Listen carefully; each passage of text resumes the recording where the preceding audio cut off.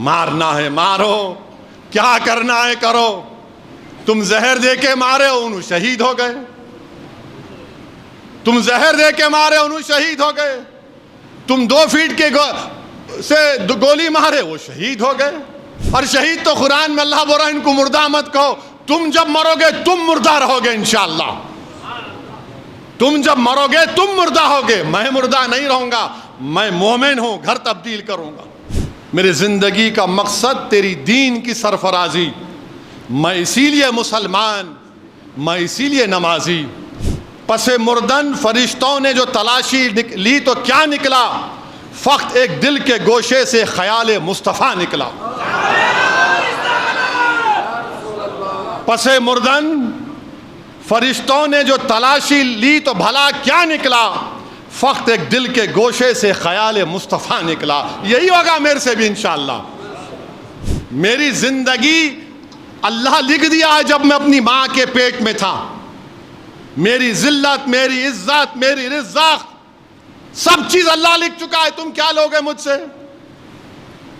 ارے یاد رکھو، دنیا میں رہیں گے تو غازیوں کی طرح رہیں گے، یا پھر موت آئے گی تو شہادت کو پسند کریں گے، اور حشر کے میدان اپنے ماں باپ کو شرمندہ ہونے نہیں دیں گے انشاءاللہ تعالی. مختار انصاری کے گھر کو گیا تو اس کے بعد سے سوشل میڈیا پر یہ تمام کے تمام بانکھڑے پہلوان شروع ہو گئے، تیرے کو مار دیں گے پورے کے پورے. ارے بھائی، میں اخلاق کے گھر کو بھی گیا تھا، میں جنید اور نصیر کے گھر کو بھی گیا تھا جن کو زندہ جلا دیا گیا گھاٹ میکا کے. میں ان لوگوں سے کہنا چاہ رہا ہوں جو مجھے دھمکیاں دے رہے ہیں، ایک بات یاد رکھو، میں جس دین پر چلتا ہوں نا، میں ان سے مخاطب ہوں. میں جس دین پر چلتا ہوں نا، میرے کو یہ دین ایسا چمن میں چل کے نہیں ملا. میرے کو یہ دین میرے کو بادشاہ کے محلوں سے نہیں ملا. میرے کو یہ دین مجھے نرم نرم قالین سے چل کر نہیں ملا. میرے کو یہ دین مجھے ملا تو بدر اور حنین سے ملا. یہ دین مجھے ملا تو احد سے ملا. یہ دین اگر مجھے ملا تو کربلا سے ملا. اس دین کی بنیادوں میں عباس علمبردار کا خون ہے. ظالموں، تم مجھے جانتے نہیں، تم میرے دین کو نہیں جانتے. مار دیں گے. رے تو مارنا چاہے مار لے، میرا وقت نہیں ہے تو نہیں مروں گا، وقت ہے تو برابر مروں گا. تم کیا مار دیں گے؟ مار دیں گے. ارے ظالموں، قرآن میں اللہ لکھ رہا ہے کلو نفس ذائقۃ الموت. اور میں ان شیطانی طاقتوں سے کہہ رہا ہوں جو بول رہے مار دیں گے. ایک بات یاد رکھو، میں کوئی مرغی کا بچہ نہیں ہوں. ایک بات یاد رکھو، مرغی کا بچہ نہیں ہوں. بات کے حالات تم جانو. پھر میں اتنا آسانی سے جانے والا نہیں ہوں، پیٹھ نہیں دکھاؤں گا انشاءاللہ تعالی. تم کیا، تمہارے باپ بھی آ جائیں گے تو سامنے ٹھہروں گا میں انشاءاللہ تعالی. مگر یاد رکھو، مومن فنا نہیں ہوتا. مومن فنا نہیں ہوتا. اب کیسے نہیں ہوتا؟ موت کیا ہے؟ زندگی اور موت ایک حقیقت ہے نا. زندگی اور موت کے درمیان میں ایک حجاب ہے. تو ایک گھر سے دوسرے گھر کو جائیں گے آپ، تو فنا کیسے ہوئے؟ ایک گھر سے دوسرے گھر کو جا رہے آپ اور ہم، تو فنا کہاں سے ہوئے؟ تم فنا ہو جاؤ گے، ہم فنا نہیں ہوں گے انشاءاللہ تعالی. تمہاری نسلیں فنا ہو جائیں گے، ہم فنا نہیں ہوں گے. ہم ایک گھر سے دوسرے گھر کو منتقل ہوتے. مستدراک ایک حدیث کی مشہور کتاب ہے. عمر بن عبدالعزیز رضی اللہ تعالیٰ عنہ کہتے ہیں کہ آخرت کی زندگی کی تیاری کرو. مومن فنا نہیں ہوتا، وہ ایک گھر سے دوسرے گھر کو جاتا. ایک گھر سے دوسرے گھر کو جاتا ہے. تو موت سے ڈرنا نہیں ہے، مگر ڈرنا اس بات سے کہ موت کے بعد کیا ہوگا. جب خبر میں جائیں گے، جب حساب کتاب ہوگا، جب پوچھا جائے گا، جب تم سے اور ہم سے پوچھا جائے گا، اور انشاءاللہ تعالی جب ہم کو رسول اللہ صلی اللہ علیہ وسلم کا چہرے مبارک دکھا جائے گا تو ہم پکار کر کہیں گے یہ میرے آقا ہیں انشاءاللہ، میں ان کا امتی ہوں، یہ محمد صلی اللہ علیہ وسلم ہے. ہم ایک گھر سے دوسرے گھر کو منتقل ہوتے. مارنا ہے مارو، کیا کرنا ہے کرو. تم زہر دے کے مارے انہوں شہید ہو گئے، تم زہر دے کے مارے انہوں شہید ہو گئے، تم 2 فیٹ کے سے گولی مارے وہ شہید ہو گئے. اور شہید تو قرآن میں اللہ بول رہا ہے ان کو مردہ مت کہو. تم جب مرو گے تم مردہ رہو گے انشاءاللہ.